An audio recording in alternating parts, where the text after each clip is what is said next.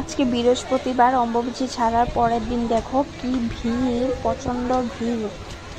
এটা 6:30টার ভিডিও, 6:30 বাজের ভিডিও। কি ভিড়, মানে এত ভিড় মানে বলার মতন নেই।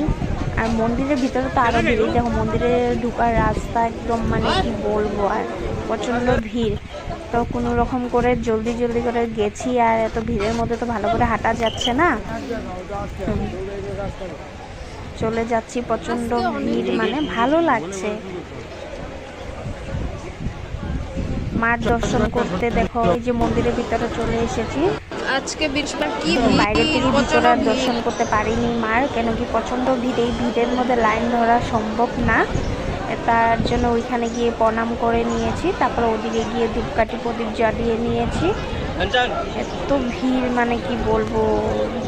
এটা অম্বুবাচীর পরের দিনের ভিডিও, বৃহস্পতিবার। এই যে দেখতেই পাচ্ছ অনেক ভিড়, অনেক ভিড়। এটা মাকে নমস্কার করে আমি ভিড়ে চলে এসেছি।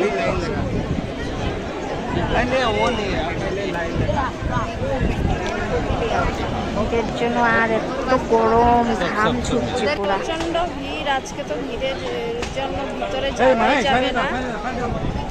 তো অন্য সময় আবার যদি আসতে পারি, মা যদি ডাকে তাহলে ভিতরে যাব দর্শন করতে। আজকে বাইরে থেকে দর্শন করছি।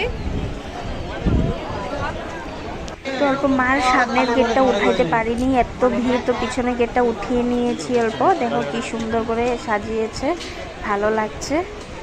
তো তোমাদের দাদাভাই গেছে হনুমান মন্দিরে নমস্কার দিতে। তো ভিডিওটা এখানেই শেষ করলাম আজকে। জয় মা।